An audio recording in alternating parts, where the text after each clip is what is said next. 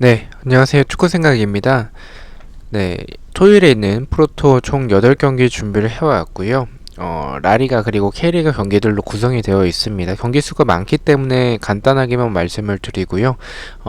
우측에 있는 메모장 같은 경우에 과거 동일 배당 기준으로 국내 배당과 해외 배당에서의 승무표 확률입니다. 좌측에 인플레이 게임 한 번씩 가입 부탁드리고요. 배당이 좋기 때문에 가입하실 때 추천인 띵크 입력해 주시면 만원 상당의 포인트가 지급이 됩니다. 자, 1번 경기 K리그부터 일단은 우선적으로 말씀을 드리도록 하겠습니다. 자, 일단 제주 대 전북의 경기고요. 네. 일단 뭐 배당은 생각했던 대로 전북이 정배당을 받았습니다. 하지만 배당이 조금 높긴 합니다. 높은 편이긴 한데 저는 결과부터 말씀을 드리면 포르토에서는 그래도 전북을 좀 가져가는 게 좋지 않을까라고 생각을 하고 있습니다. 일단 제주가 견고한 수비 라인을 보여주고는 있습니다. 하지만 측면에 대한 공간들에 있어서는 굉장히 불안하고요. 전북이 그런 크로스 공격을 노릴 수 있고, 그리고 이 크로스가 좋은 바로라든지 아니면 이용 선수를 보유하고 있고요. 그리고 제공권이 좋은 일루첸코라든지 아니면 이 구스타보 이런 선수들을 보유하고 있기 때문에 이런 제재의 측면 공간과 크로스 공격에서 분명히 우위를 점할 수 있을 것으로 생각을 하고 있습니다. 저는 이 경기는 제주의 패로 가져가 보도록 하고요. 전북이 어쨌든 뭐 우승 DNA가 있는 팀이고 꾸역승을 지난 시즌에도 경기력이 좋진 않았지만 꾸역승을 해나갔던 팀이기 때문에 제주의 패로 가져가 보도록 하겠습니다. 자, 언어버 같은 경우에는 2.5점 기준으로 봤었을 때 저는 개인적으로 언더 쪽으로 생각을 하고 있습니다. 배트맨에서는 이 경기가 이제 오버가 정배당을 받았고요. 저는 역배지면 언더 쪽을 조금 더 생각을 하고 있습니다. 그렇게 생각하는 이유는 제주의 수비가 생각보다 좀 견고하고 이 전북의 공격에서 이런 답답한 모습들, 또한 제주는 공격에서의 득점을 기대하기에는 이동률 선수 외에는 지난 경기에서 좋은 모습을 보여줬던 모습들이 없었고, 주민규 선수가 찬스들을 만들어냈었지만 결정력에선 좀 아쉬웠던 부분들이 있습니다. 그래서 저는 이런 두 팀의 모습을 봤었을 때 언더에 조금 더 적합하다라고 생각을 해서 역배지만 언더 쪽으로 생각을 하고 있고요. 핸디캡 같은 경우에는 2.5점 마이너스 1점 기준으로 핸디캡 무승부 쪽으로 전북이 이기더라도 1대 0으로 좀 간신히 이기는 꾸역승의 경기가 될 것으로 생각을 하고 있습니다. 그래서 제주의 핸디캡 무승부 말씀을 드리도록 하겠습니다. 자, 2번 경기입니다. 광주 대 울산의 경기고요. 이 경기는 사실 뭐 설명이 필요가 없죠. 광주의 패를 생각을 하고 있습니다. 자, 일단은 조심해야 될 부분은 광주가 이 울산 상대로 최근에 홈에서 패배가 없다라는 점, 그리고 연속으로 무승부를 해나가고 있다라는 점을 조금 참고를 해주셔야 될 것 같긴 하지만 그때의 강주와 지금의 강주의 전력이 좀 약해졌다라고 생각을 합니다. 그때 이제 광주가 울산 상대로 홈에서 비빌 때는 이렇게 라인을 좀 내리고 역습 형태로 나아가서 역습 때 이런 윌리안이라든지 아니면 엄원상 펠리페를 활용을 했었는데, 이 세 명의 선수들 중에서 윌리안은 이적을 했고 펠리페는 부상이고요. 그리고 결국에는 엄원상 한 명 남아 있는데 지금의 울산을 상대하기는 역부족이다라고 생각을 하고 있습니다. 그래서 저는 광주의 패를 생각을 하고 있고요.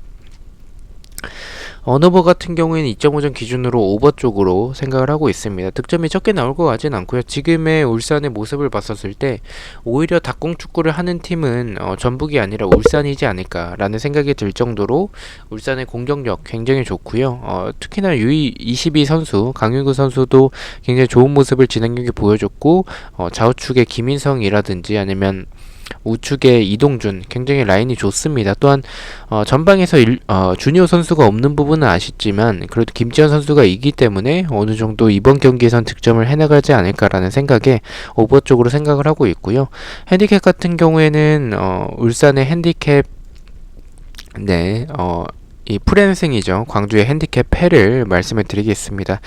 이 경기는 울산이 이른 시간에 득점을 하게 되면 1점 차의 승부보다는 2점 이상의 득점을 할 가능성이 있다라고 생각을 해서 2점 차 이상의 승률을 보고 광주의 핸디캡 패로 말씀을 드리도록 하겠습니다. 자, 3번 경기입니다. 인천 대 대구의 경기고요. 네, 이 경기는 좀 고민이 좀 많이 됐었는데 그래도 저는 무승부 쪽으로 생각을 하고 있습니다. 개인적으로는 대구보다는 인천 사이드로 생각을 하고 있고요. 그렇게 생각하는 이유는 대구 같은 경우에는 지금 공격에서의 이런 답답한 모습들이 분명히 있습니다. 또한 압박에 이런 고전하는 모습들.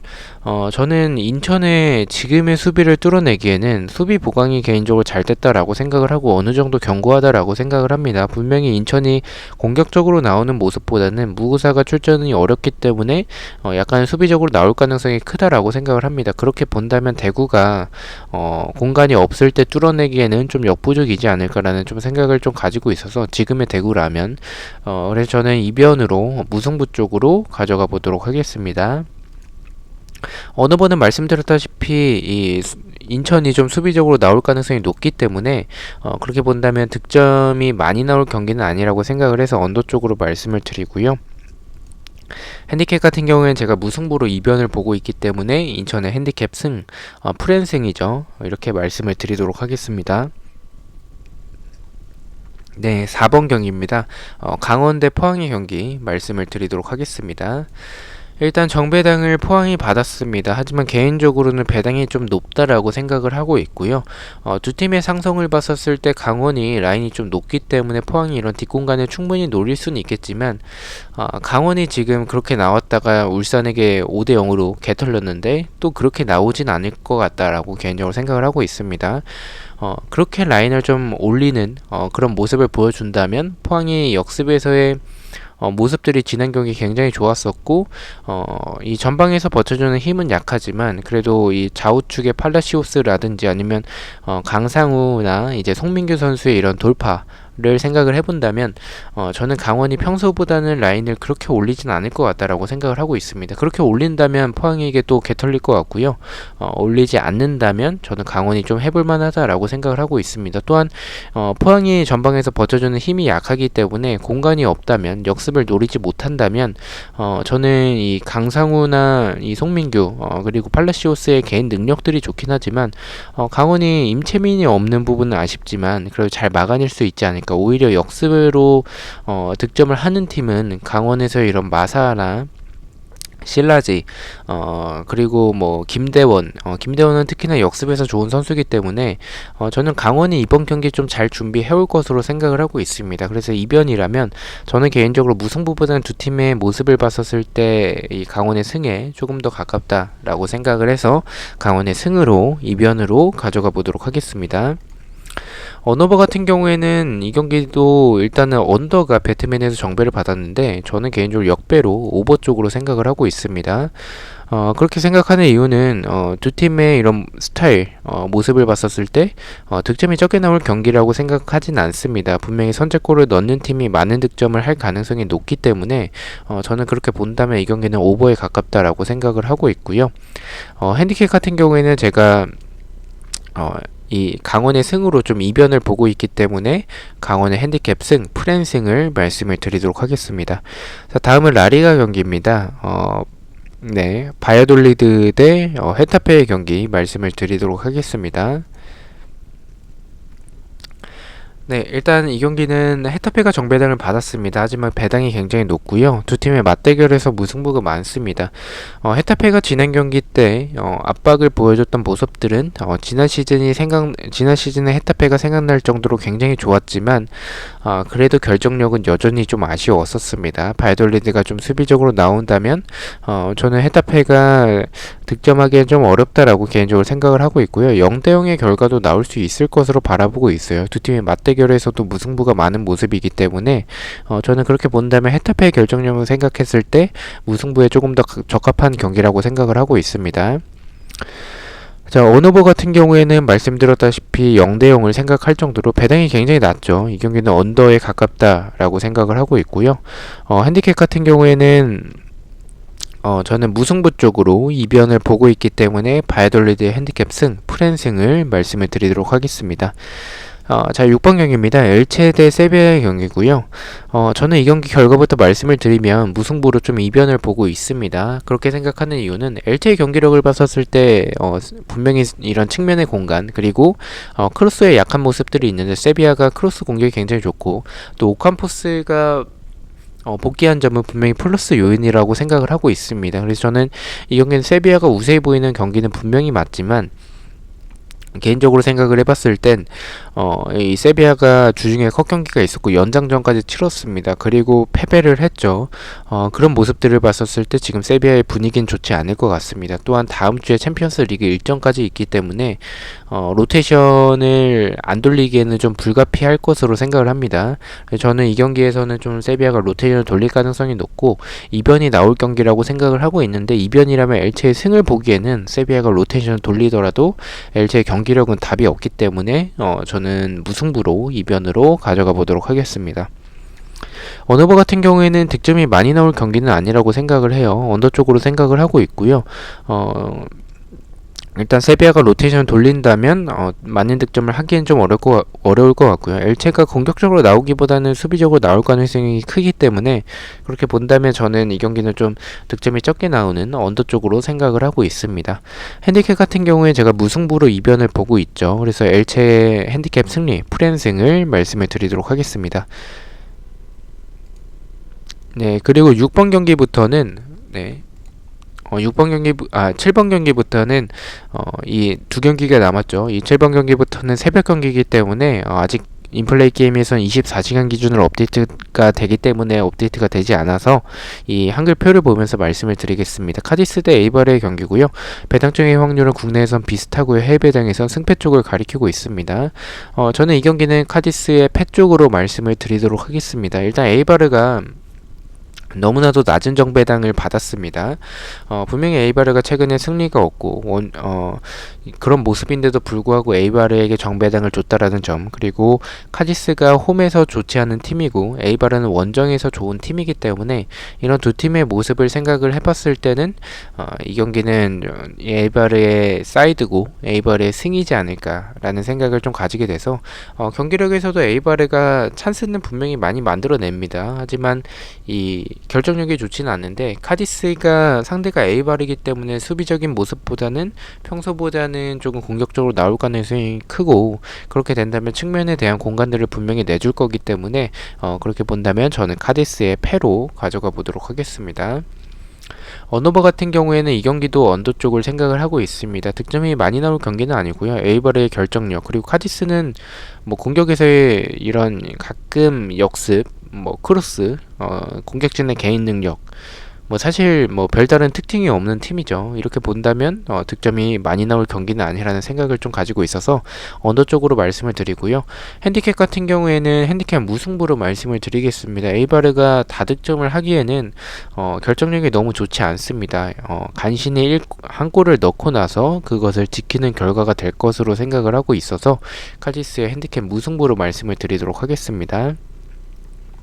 자, 마지막 경기입니다. 오사수나 대 바르셀로나의 경기고요. 배당적인 확률은 오사수나의 패 쪽을 가리키고 있습니다. 일단 이 경기는 좀 불안하긴 합니다. 피케 선수가 지금 부상자 명단에 올라와서 지금 피케가 나오지 못한다면 분명히 바르셀로나의 수비가 흔들릴 가능성이 높습니다. 하지만 상대가 오사수나고요. 오사수나가 강팀 상대로 좀 잘 비비는 모습들이 있긴 하지만 그리고 또한 바르셀로나가 주중에 컷 경기가 있어서 체력적인 부담은 분명히 있겠지만 개인적으로 생각을 해봤을 때 바르셀로나가 지금 컷 경기에서 연장전까지는 치렀지만 그 과정에서 승리를 했습니다. 그래서 분위기가 굉장히 저는 바르셀로나가 좋을 것 같고요. 다음 주에 또 챔피언스 리그가 있기 때문에 이 경기를 버리고 가자니 이 분위기 좋은 부분을 이어나가지 않을까. 그래서 로테이션을 많이 가동하진 않을 것으로 생각을 하고 있습니다. 그래서 저는 오사수나의 패 쪽을 생각을 하고 있고요. 언어버 같은 경우에는 득점이 적게 나오는 경기는 좀 아닐 것 같다라는 생각을 하는 게, 최근에 바르셀로나의 이런 득점력을 생각을 해봤을 때 어쨌든 뭐 득점은 지속적으로 좀 만들어주는 모습들이 있습니다. 피키가 없는 부분에선 조금 아쉽긴 하지만 그래도 득점력에서는 굉장히 좋은 모습을 최근에 보여주곤 있다라고 생각을 하고 있어서 저는 오버 쪽으로 생각을 하고 있고요.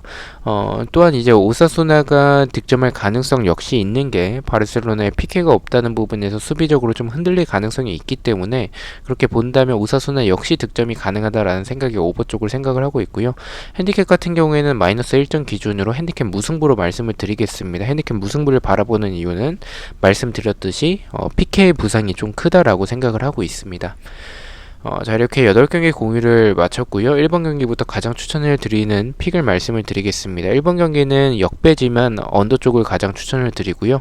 2번은 광주의 패배, 3번은 인천의 핸디캡 승리, 4번은 강원의 오버를 가장 추천을 드리고요. 5번은 바이돌리드의 언더, 6번은 엘체의 언더, 7번은 카디스의 언더, 8번은 오사수나의 패를 가장 추천을 드리도록 하겠습니다. 자, 이렇게 8개의 픽들 중에 픽들 중에서 제가 3개의 픽을 가져와 봤고요. 첫 번째 픽입니다. 가장 안전하다라고 생각을 하는 픽입니다. 첫 번째는 광주의 패배, 두 번째는 강원의 오버, 이렇게 K리그 조합으로 가져와 봤고요. 좌측이 배트맨이고 우측이 인플레이 게임입니다. 좌측이 배트맨에서 2.4배당, 우측에 인플레이 게임에선 동일한 경기 가져갔을 때 3.05배당으로 0.5배당이 높으신 것을 확인을 할 수가 있습니다. 그래서 배당이 좋기 때문에 인플레이 게임 이용하시는 것을 좀 추천을 드리고요. 두 번째 픽은 부주력이지만 그래도 안전하다라고 생각을 하는 픽들을 가져와 봤습니다. 첫 번째는 LG의 언더, 두 번째는 카디스의 언더, 세 번째는 오사수나의 패, 이렇게 가져와 봤고요. 그리고 세 번째 픽은 이제 고배당 픽입니다. 금액도 소액으로 가져가고요. 그래서 많이 추천을 드리진 않습니다. 참고만 해주시면 좋을 것 같고요. 첫 번째는 인천의 무승부, 두 번째는 강원의 승리, 세 번째는 바이돌리드의 무승부, 이렇게 이변 위주로 좀 가져와 봤습니다. 좌측의 배트맨에선 21.8배당, 우측의 인플레이 게임에선 동일한 경기 가져갔었을 때 31.2배당으로 배당이 굉장히 좋죠. 자, 일단 이렇게 픽들을 공유를 드렸는데 제가 이렇게 공유드린 픽들이 제가 조합을 그렇게 잘하는 편은 아니기 때문에 적중이 되지 않을 때도 있습니다. 그래서 제가 가져간 픽들은 참고만 해주시고요. 앞서 보여드렸던 픽들 중에서 좋아 보이는 것들을 골라가시는 것을 추천을 드립니다. 시청해주셔서 너무나 감사드리고요. 저는 일요일에 또 있는 프로토 경기들로 찾아뵙도록 하겠습니다. 감사합니다.